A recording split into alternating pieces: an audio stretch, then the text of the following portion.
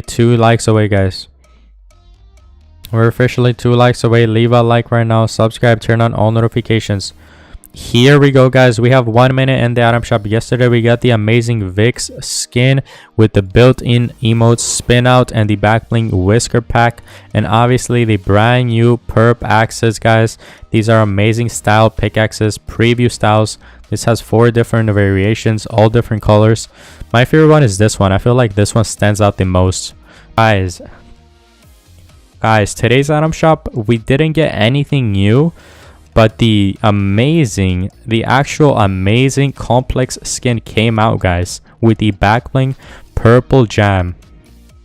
This is an amazing set. If you need a skin, drop a like, subscribe, turn on all notifications.